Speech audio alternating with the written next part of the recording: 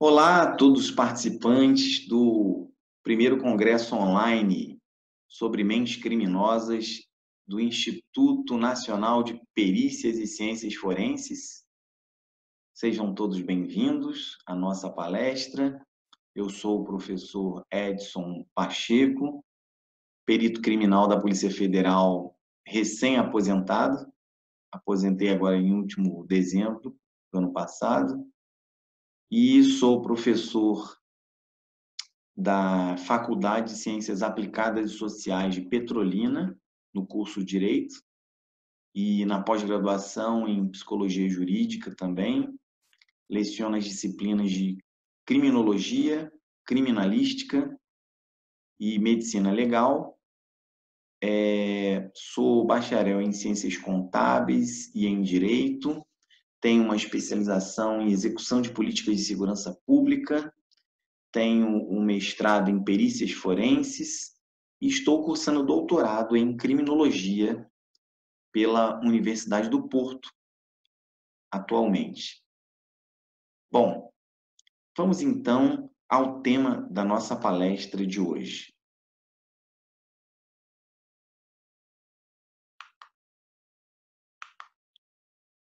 Crimes violentos, a imparcialidade do juízo e a busca da verdade real.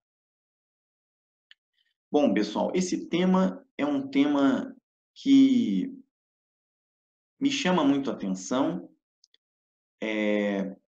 principalmente em relação às nuances que ocorrem em uma investigação de crime violento e, consequentemente, em um processo criminal que envolve o crime violento. Bom, primeiramente, a gente precisa conceituar quem são esses crimes violentos, não é isso? Então, a doutrina, e nós também podemos considerar como crimes violentos, principalmente esses tipos de crimes, que são o homicídio, o estupro e roubo consumado ou tentado, além do latrocínio, da extorsão e do sequestro e cárcere privado. Então, qualquer desses tipos de crime podem ser considerados crimes violentos. Tá certo, pessoal? Muito bem. Então, o que a gente pode observar em relação a esses crimes violentos? O que há de semelhante entre cada um desses crimes? Bom, eu destaco que o que há de semelhante entre todos esses crimes são a origem, a motivação desses crimes, que quase sempre estão diretamente ligados a prazer, paixão, sentimento de posse, ódio, vingança e outros motivos inerentes ao sentimento da natureza humana. Então, a gente sabe que nós, seres humanos, somos seres animais de grande complexidade, não é? Nem sempre os nossos atos estão realmente de acordo, muitas vezes até com o que nós acreditamos. Essa é a verdade, né? Eu reputo em dizer que a mente humana é de altíssima complexidade. Quantas e quantas vezes cada um de nós não é capaz de praticar um ato e que logo a seguir você se questiona: como fui capaz de praticar esse ato? Logo a seguir você põe a mão na cabeça e, meu Deus, como é que eu consegui fazer isso? Então isso é a complexidade da mente humana. Tá certo, pessoal? Agora, esses sentimentos da natureza humana, eles sempre estão por trás da motivação dos crimes violentos. E aí nós vamos comentar um pouco mais sobre cada um deles. Tá bom, pessoal? Vamos lá, então. Primeiramente, o que a gente pode relatar ou observar em relação a prazer e paixão. O que se chama de prazer e paixão, ou crime cometido por prazer ou por paixão, ele pode ter como origem algum desses motivos, né, que nós vamos relatar aqui. Primeiramente, eu chamo atenção para a possibilidade de psicopatia. A gente sabe que em torno de 3% da sociedade pode ser enquadrada no que a gente vai chamar de psicopata, né? E eu chamo atenção para o livro Mentes Perigosas, da doutora Ana Beatriz Barbosa Silva, que é um livro muito claro, muito interessante, muito objetivo sobre o que é a psicopatia, né? E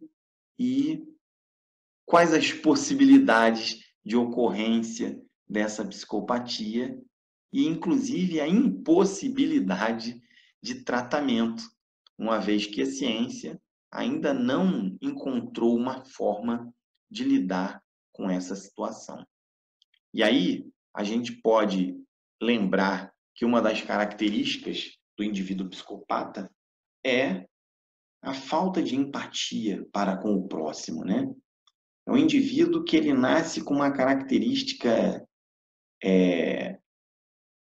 boa parte da doutrina da ciência entende características inatas, né? Que a gente pode considerar como se fosse uma verdadeira impossibilidade de se nutrir afeição por quem quer que seja. Então, o indivíduo psicopata, ele vive na relação de busca do próprio prazer em sua vida. E a partir do momento que ele descobre um prazer na prática do crime violento, né, se isso ocorrer, o que não é tão comum, né, os livros salientam isso, a maioria dos psicopatas não chegam a praticar crimes violentos, né, a maioria deles praticam crimes, principalmente crimes econômicos, né, crimes de estelionato, por exemplo, mas uma pequena parte dos psicopatas pode ter uma curiosidade, por exemplo, em matar, e nessa curiosidade em matar que ele vai executar, ele pode sentir prazer no matar.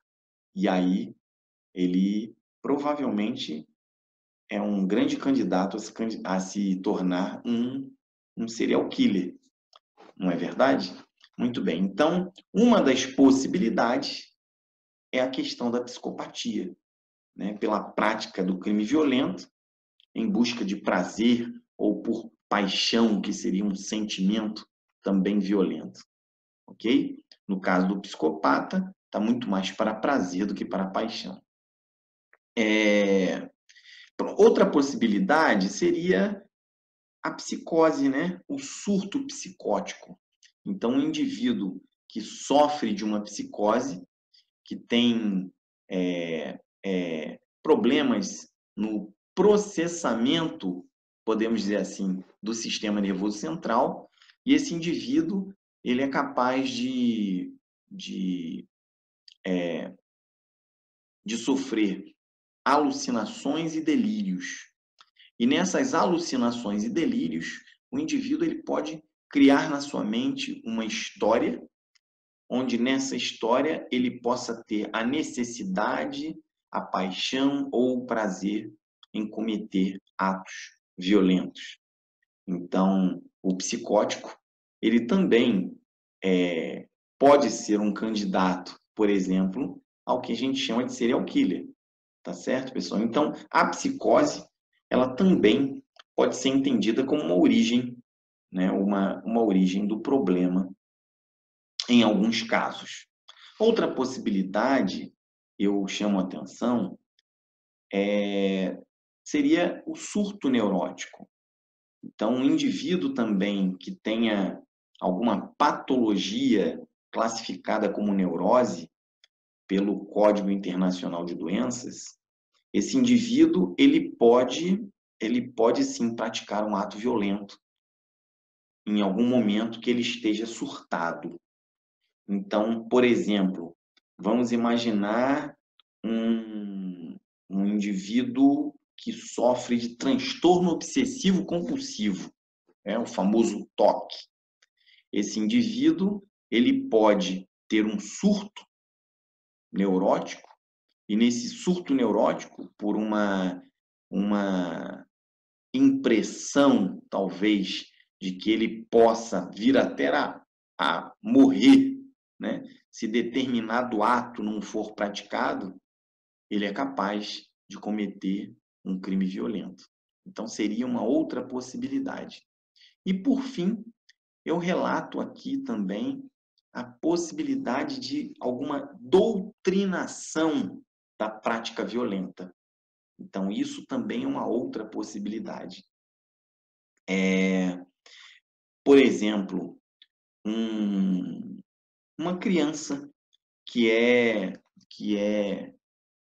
sequestrada, raptada, por exemplo, por um grupo violento, o Estado Islâmico, por exemplo, né? Existe histórico do Estado Islâmico matar grupos familiares e ele raptar crianças, e a partir daquele momento esse grupo ele pode doutrinar essa criança, inclusive com o uso até de substância psicotrópica, né? Pode doutrinar essa criança a se tornar uma máquina de matar, por exemplo. Então, essa doutrinação sem questionamento, sem análise crítica, né? Pode tornar o indivíduo violento, né? E aí eu vou classificá-lo dentro desse prazer e paixão, porque esse prazer ele pode ser ensinado através de uma doutrina, quando essa doutrina não possui nenhuma forma de questionamento ou de análise crítica. Tá certo, pessoal? Então, pode virar um prazer ou uma paixão. Muito bem. Dando continuidade, então, nós podemos ainda ter como motivação algum sentimento de posse, de ódio ou de vingança. Então, quais as origens desse sentimento de posse violento, desse sentimento de ódio ou de vingança? A gente pode relatar como origem dessa motivação alguma intolerância, agressividade, raiva descontrolada. Então, por exemplo, intolerância. Podemos relatar indivíduos que são homicidas de grupo LGBT, por exemplo. Então, a intolerância ela pode ser uma origem desse problema.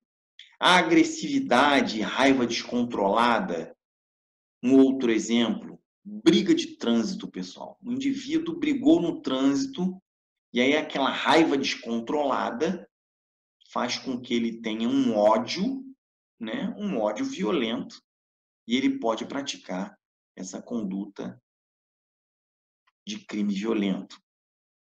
O egocentrismo também, e aí a gente pode relatar como exemplo um indivíduo que tenha um ciúme doentio, aquele ciúme que é capaz de matar, né? Que é capaz de matar para não perder aquele sentimento de posse, né? Então, eu vou matar ela porque se ela não for minha, não vai ser de mais ninguém. Então, o que é isso, pessoal? Isso nada mais é do que um egocentrismo absoluto. Então, um indivíduo extremamente egocêntrico, com um sentimento de posse absurdo, ele também é capaz de cometer um crime violento. E a gente pode, na continuidade, também dar como exemplo ou como justificativa de origem a busca de uma solução própria.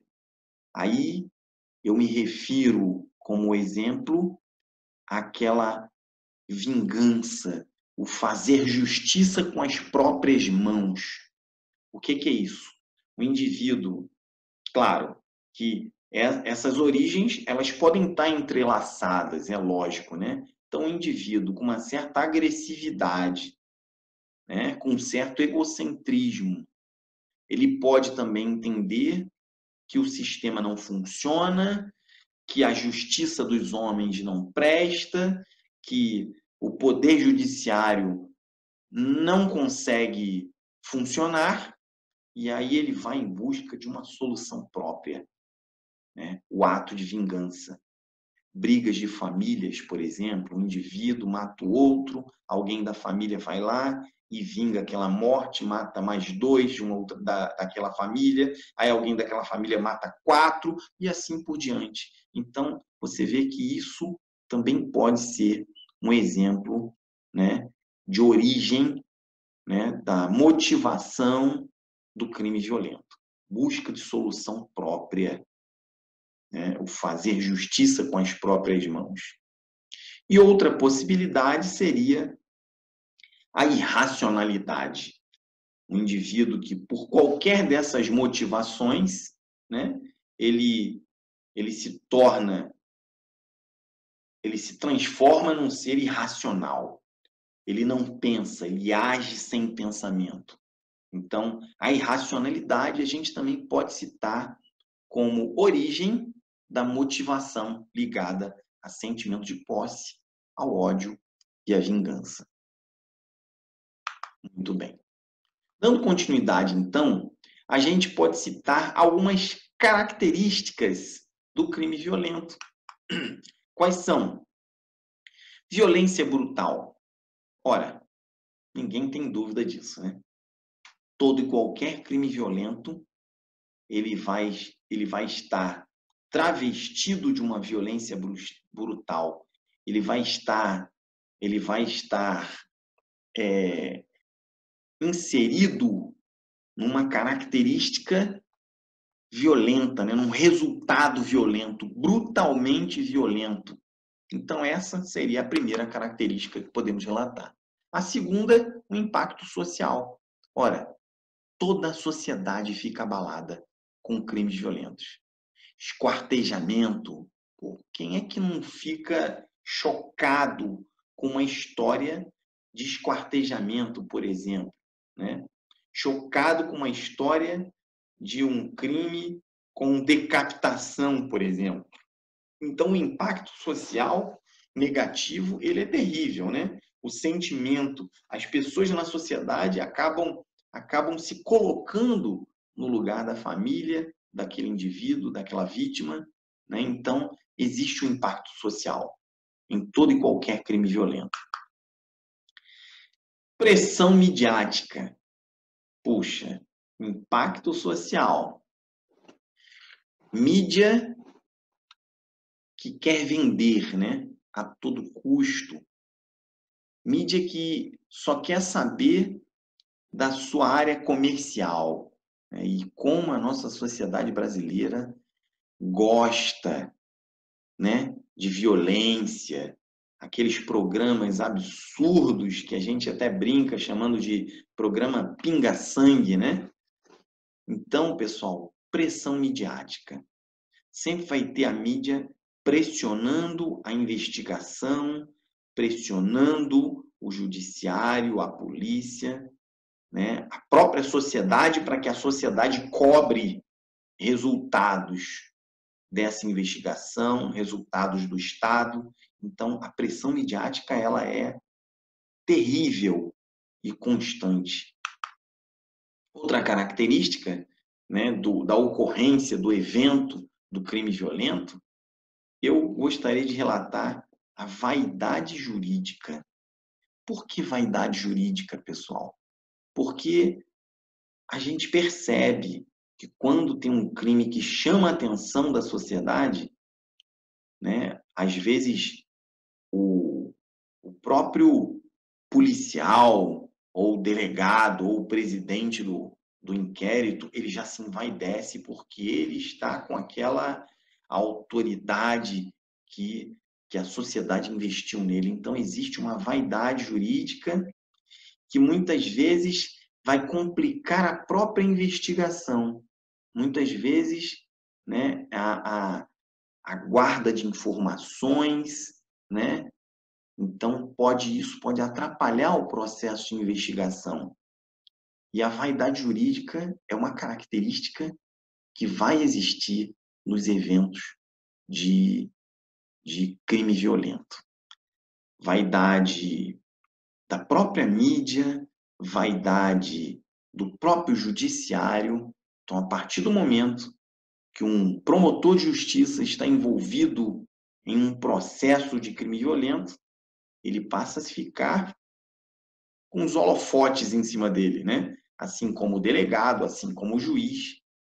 E isso a gente vai ver mais adiante que tem uma característica que pode influenciar na investigação e na apuração desse crime, né, de forma negativa, quando a gente for falar em imparcialidade do juízo e busca da verdade real, que é o tema que nós vamos dar continuidade. E ainda a comoção generalizada, né? Além do impacto social, existe uma comoção, uma indignação da sociedade, querendo respostas, querendo vingança. Essa é a verdade. A sociedade, ela não quer a verdade, na verdade, ela não quer a, a, a, a imputação da própria lei, muitas vezes. Ela quer uma vingança. Ela não quer uma pena mínima ou máxima que seja. Ela quer vingança, ela quer resposta, né, que atenda à sua necessidade vingativa. Essa é a realidade. Falando um pouquinho sobre vingança, pessoal, vingança é um sentimento humano natural. Todo mundo que sofre alguma violência tem uma vontade de vingar-se. Isso é um sentimento humano natural. Agora, uma coisa é o que eu quero, outra coisa é o que é melhor para a sociedade. E sempre que a gente pensa em agir com vingança, existe uma consequência contrária a nós mesmos. É por isso que a lei ela tem que ser objetiva, né, e fria, sem sentimentos. Porque o sentimento ele pode atrapalhar até mesmo um julgamento. Não é verdade? Muito bem. Então, comoção generalizada e vontade de vingar-se. Isso são características que a gente observa no evento do crime violento. Dando continuidade, então, agora a gente vai falar um pouco sobre a imparcialidade do juiz, né? Será que essa imparcialidade realmente é uma realidade, pessoal? Será? Vamos refletir um pouco sobre isso. Bom, primeiramente, é fundamental que a gente entenda que é necessário uma equidistância, né, do juízo, do julgador, de quem vai julgar, em relação às partes. Seja o Ministério Público litigando em nome da sociedade, seja o acusado ou réu, né, tentando se defender daquela acusação. O juiz, ele não pode se aproximar mais de uma parte do que da outra, porque assim, aquele julgamento, ele vai perder legitimidade, né? Ele vai ser um julgamento completamente contaminado, né, por qualquer das partes. Então, chamo atenção para a necessidade de não envolvimento do juízo com as partes. Ok, pessoal? Então, o juízo ele tem que olhar com os olhares, né, do que é mais interessante para a sociedade e com os olhares do cumprimento da lei. Então, por isso é necessário essa equidistância, ou seja, uma distância igual entre a acusação, o juiz, e entre o acusado e o juiz. Muito bem. Essa equidistância é o que a doutrina processual penal vai chamar de princípio da imparcialidade do juízo. Muito bem.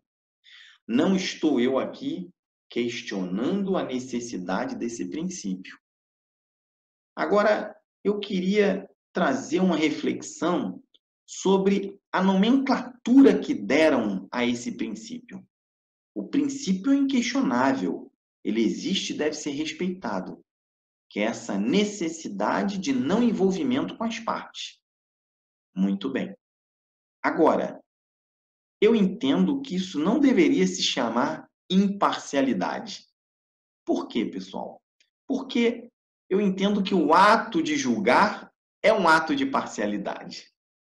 É impossível um julgamento sem parcialidade, né? O juiz, ou o juízo, ou o jurado, ele nunca é imparcial. Quando ele julga, ele dá o direito a um em detrimento do interesse do outro, e isso é ser parcial. Então, eu questiono a nomenclatura que deram a esse princípio. Acho uma nomenclatura inadequada. Agora, vamos continuar falando um pouco sobre essa imparcialidade do juiz ou do juízo. Bom, primeiramente, é importante a gente chamar a atenção ou relembrar, né, da necessidade do juiz natural, né, ou do princípio do juiz natural. O que é isso, pessoal? Isso nada mais é do que se assegurar a validade de um juiz anteriormente designado para determinado julgamento. Então, um juiz, ele não pode ser escolhido para um julgamento após a ocorrência do fato. Ele tem que já existir enquanto juiz, né, para se evitar um direcionamento do resultado daquele julgamento. Então, isso é o que se chama de princípio do juiz natural. Então, o juiz natural, ou seja, um juiz que já existia anteriormente ao fato para julgar aquele tipo de fato, né? Isso é uma necessidade para o que vai se chamar de julgamento justo. Eu prefiro dizer julgamento legítimo ou julgamento também conforme a lei. Tá bom, pessoal? Então, o juiz natural é o primeiro passo desse julgamento legítimo, legal e adequado e correto dentro de um Estado democrático de direito. Tá bom, pessoal? Então, é preciso que o julgamento se dê com total isenção do julgador. Isenção do julgador seria falta de interesse pessoal do julgador na causa. Então, falta de interesse pessoal do julgador na causa. Isso está lá previsto no Pacto Internacional de São José da Costa Rica, né, que o Brasil foi signatário desse pacto e deve cumprir. Muito bem. Dando sequência, há previsão de causas, inclusive, de impedimento e de suspeição do juiz. Está lá nos artigos 252 e 254 do Código de Processo Penal, né, que são possibilidades que podem gerar nulidade do processo, ou seja, aquele processo não vai ter validade, tá certo? Se aquele juiz tiver alguma motivação de impedimento, né, por exemplo, ele é parente da vítima ou parente do acusado, né, isso aí são motivos de impedimento, parente direto, parentesco direto, e de suspeição, por exemplo, um exemplo, a amizade. Ele é vizinho e amigo, né, do acusado ou da vítima. Então, isso são motivos, né, que vão gerar nulidade no processo. Aquele processo vai ser nulo. se isso ocorrer. Então, esses são os requisitos básicos do que vai se chamar imparcialidade do juiz. Imparcialidade do juiz. Beleza? Beleza. Agora, vamos à reflexão. Vamos aos questionamentos, pessoal. Vamos nos fazer as seguintes perguntas. Seria realmente o juízo imparcial? Seria ele realmente capaz de uma completa e plena imparcialidade? Seria o juiz uma máquina sem sentimentos? Pense aí. Seria ele realmente capaz de se abstrair de seu ser, de sua persona, de sua personalidade humana?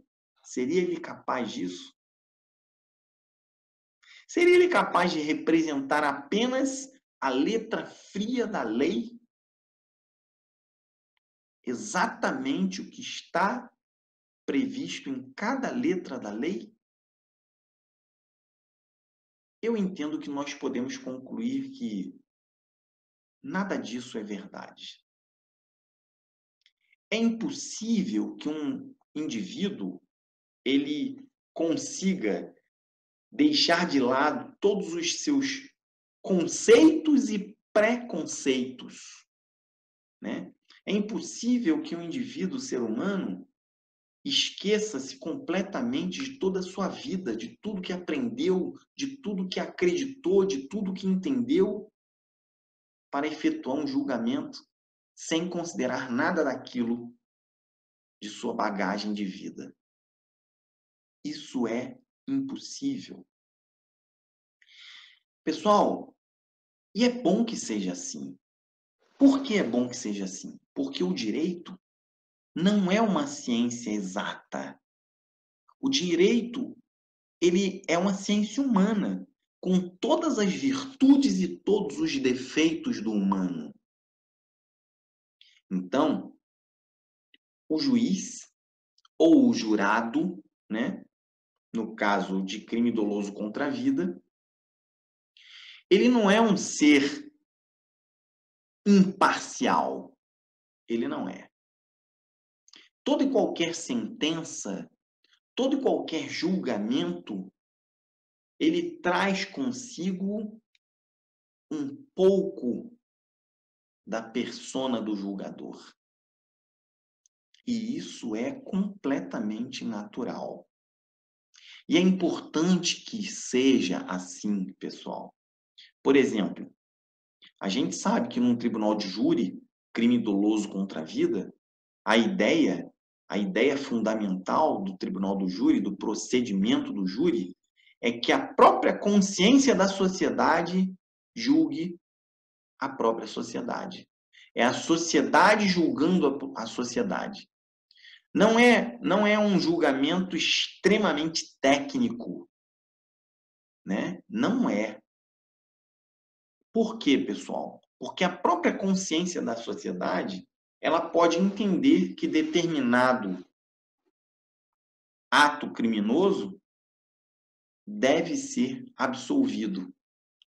Por exemplo, vamos imaginar uma mulher que sofre violência doméstica diária, tá? Durante muito tempo, em determinado momento, ela resolve dar um basta àquilo. E aí ela vai lá na feira e compra o tal do chumbinho, por exemplo, bota na comida do indivíduo agressor e o indivíduo agressor acorda no dia seguinte morto, por exemplo. Claro que isso é uma brincadeira, né? Mas vamos imaginar um fato próximo a essa história, né? Houve um homicídio? Sem dúvida alguma houve um homicídio. Houve, inclusive, planejamento, né? Não pode se dizer que aquilo seria legítima defesa, de forma alguma. Agora, um fato desse, uma mulher com essa história, ela pode, em um julgamento no tribunal do júri, ser absolvida? A consciência da sociedade pode entender que aquilo se justifique e que aquela mulher não deve ser condenada? Pode. Isso é uma realidade. Então, voltando aqui para o nosso questionamento, né? É impossível essa imparcialidade completa do juízo, seja jurado, seja juiz, seja o que for. No nosso caso aqui, né, a gente sabe que, por exemplo, existe crime violento que pode ser julgado por um juiz monocrático, né, singular, né, que é o caso do latrocínio, que não é crime doloso contra a vida, e sim contra o patrimônio, mas é um crime extremamente violento, né? Então, existem essas duas possibilidades, de um julgamento por um juiz ou por um corpo de jurados, né? Muito bem. Dando continuidade, então, agora eu quero refletir com vocês sobre o chamado princípio da verdade real. E aí, a gente vai relacionar características de crimes violentos com todas aquelas influências midiáticas, né, da própria pressão social, né, do clamor social, a atuação imparcial, entre aspas, do julgador, não é isso? E agora, o princípio da verdade real. Vamos lá, então.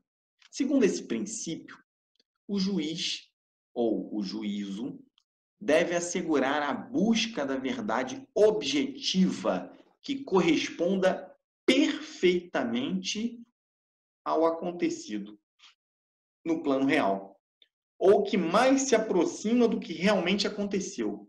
Então, isso é a chamada verdade real, ou princípio da verdade real.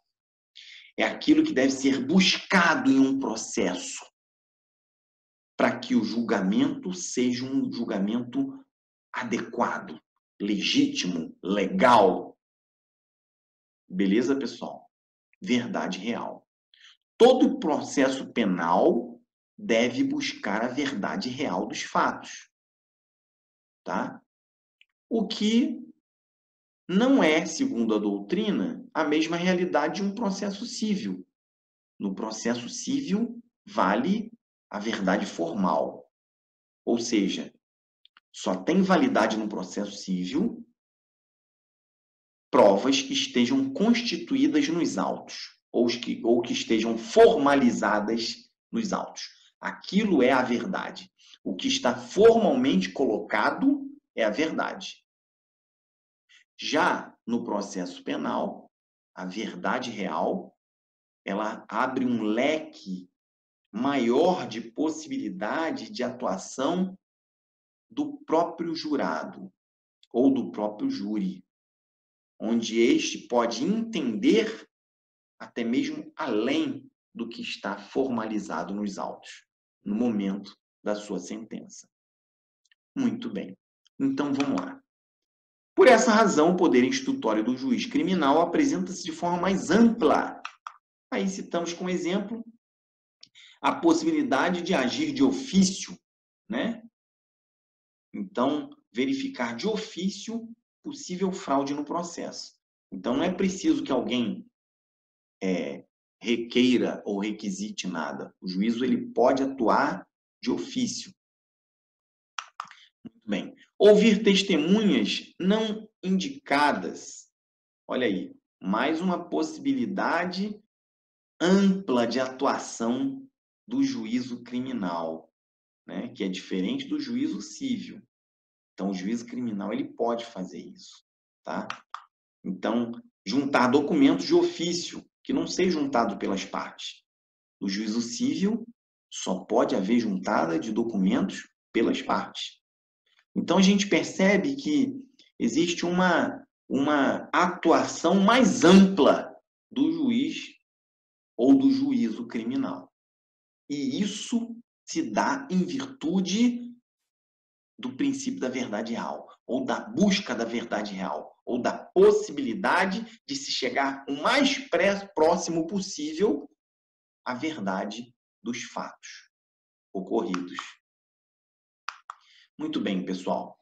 Ainda falando sobre verdade real, agora vem os questionamentos sobre ela. Seria a verdade real uma ficção, uma utopia ou uma realidade? Seria realmente possível se chegar à exata verdade dos fatos ocorridos, né? Todo mundo aí já ouviu falar na história do telefone sem fio, né?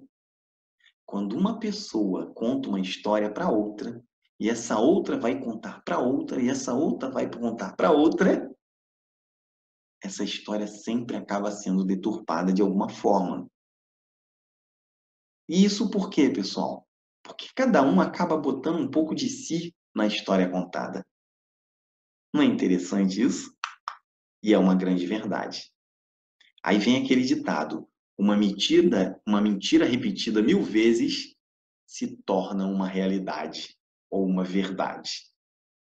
Então, será que a verdade real dos fatos é fácil de se chegar? Será que é possível se chegar? A defesa de qualquer ser humano começa exatamente quando este conta sua história. Isso é bem interessante. Ora, quem conta sua história vai contar algo que lhe possa prejudicar? Fica o questionamento. O clima e os ânimos no momento da ocorrência do crime afetam a história. Momentos antes e momentos depois, tudo isso vai afetar a história.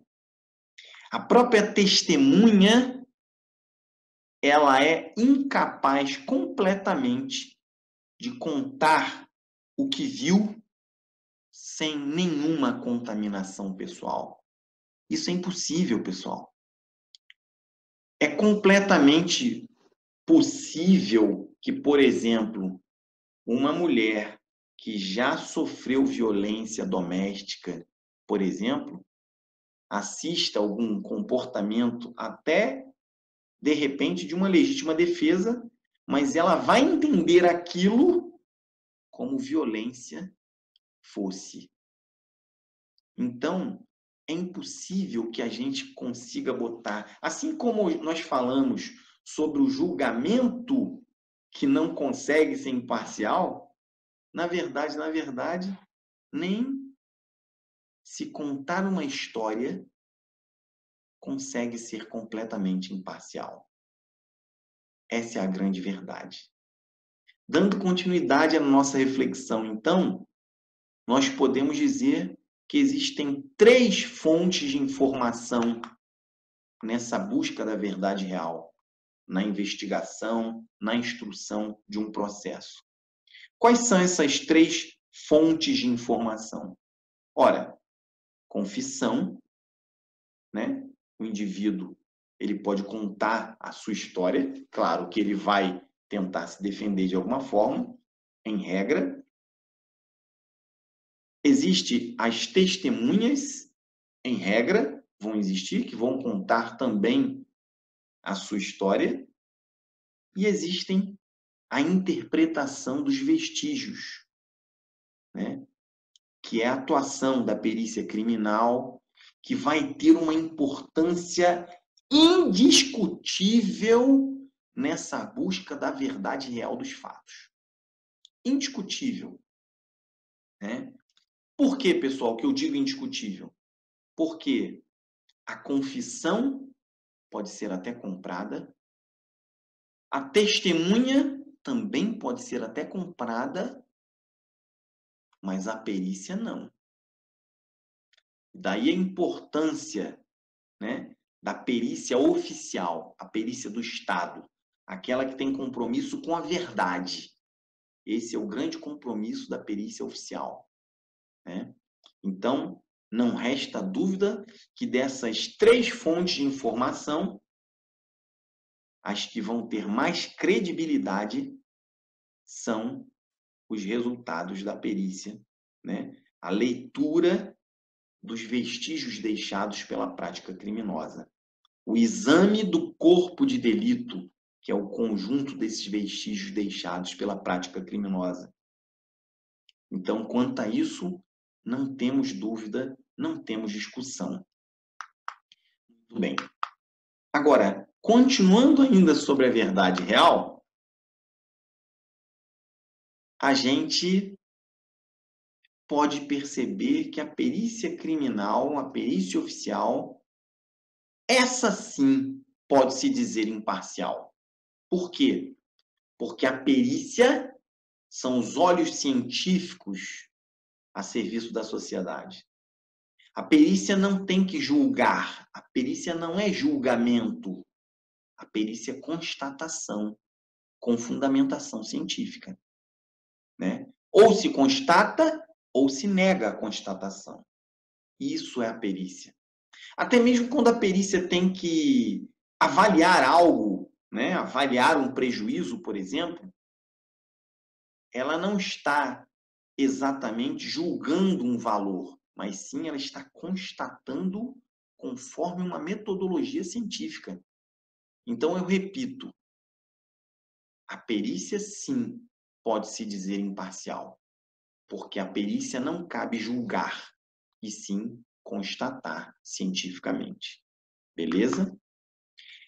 Então, é necessário que essa perícia ela tenha autonomia, né, e independência. A perícia ela não pode estar subordinada a nenhum interesse que possa existir em uma investigação. E realmente, repito, é a perícia que vai nos aproximar o máximo possível do que vai se chamar verdade real. Então, a interpretação correta dos vestígios encontrados na cena do crime, isso é uma atividade científica que cabe à perícia criminal, à perícia oficial. Agora vamos aos nossos questionamentos em relação à verdade real. Seria possível o advogado de defesa saber exatamente a verdade real? Seria possível? Talvez sim, talvez não. Seria possível o Ministério Público chegar à verdade real? Seria possível a própria perícia conseguir realmente, de fato, saber exatamente tudo que se passou, da forma exata que se passou, no momento exato que se passou, e alimentar o Ministério Público? Seria isso possível? Seria possível o juiz ou jurado, alcançar então de fato a verdade real? Esses são os questionamentos em relação à verdade real. Eu vou concluir, né, segundo a minha vivência, a minha experiência, que essa verdade real, ela realmente é uma utopia. É claro que, de forma alguma, eu vou desmerecer o trabalho da perícia. E repito, é a forma mais verdadeira e próxima da verdade dos fatos, né? do que realmente ocorreu.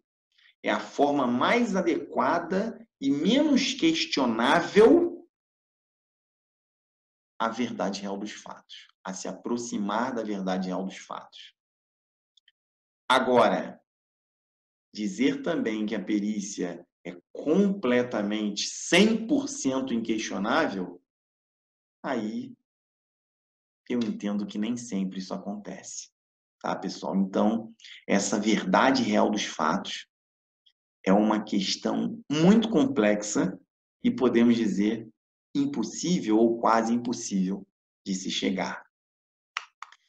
Bom, chegando ao final da nossa palestra, então, a nossa reflexão sobre crimes violentos, imparcialidade do juízo e verdade real dos fatos, ou busca da verdade real dos fatos, o que a gente pode concluir disso tudo? Eu vou trazer aqui, em primeiro lugar, como qualquer ser humano é capaz de perder a razão e cometer verdadeiros absurdos. Isso aí, a psicologia vai provar, né? A psiquiatria vai endossar e nós, seres humanos, temos plenamente capacidade de admitir, né? Qualquer ser humano é capaz de perder a razão e cometer verdadeiros absurdos. Às vezes, a gente acha que indo ao presídio vamos encontrar um monte de monstros, né? Um monte de psicopatas. Isso não é verdade, pessoal. Isso não é verdade, tá? O criminoso violento, ele não foi jogado de paraquedas aqui por um OVNI, ele não saiu de dentro do seio da Terra como um monstro de 7 cabeças e 11 chifres. Não. Ele é um ser humano como outro qualquer, né? Com a pequena possibilidade de ser um psicopata, é verdade, né? Mas a grande maioria dos indivíduos que estão presos hoje não são psicopatas, viu? Pode ter certeza disso. Se quiserem conferir, é só ir aos presídios e conversar um pouco com eles lá. Mas vamos lá, e ouvir a história de cada um, né? Não sejamos inocentes ao ponto de acreditar completamente nas histórias que ouvimos. Tem até uma falha aí da digitação, viu, pessoal? Me perdoem. Não sejamos inocentes ao ponto de acreditar completamente nas histórias que ouvimos ou nas histórias ouvidas. Quem conta aumenta um ponto, né? Como se diz o ditado. Terceira conclusão. Nunca o juízo chegará a saber exatamente a verdade real dos fatos. Nunca. Ele pode sim se aproximar ao máximo, como nós comentamos aqui. E o caminho desse aproximar-se ao máximo, né? O caminho mais confiável é o resultado do exame pericial, o resultado do exame de corpo de delito. Isso é uma verdade. Agora, exatamente a verdade real dos fatos, isso é muito difícil. Próxima conclusão: nem sempre o indivíduo absolvido será inocente. Isso é uma realidade. Ou nem sempre o indivíduo absolvido não cometeu realmente aquele fato. A absolvição não significa que o indivíduo não tenha cometido. Não é verdade? Então existe uma subjetividade no julgamento. E isso é a realidade do direito. O direito não pode ser uma máquina. Por quê, pessoal? Porque toda e qualquer máquina é programável. E isso não é bom para a sociedade. Nem sempre o condenado será o realmente culpado. É verdade. Um indivíduo também ser condenado não significa dizer que ele foi realmente o culpado, né?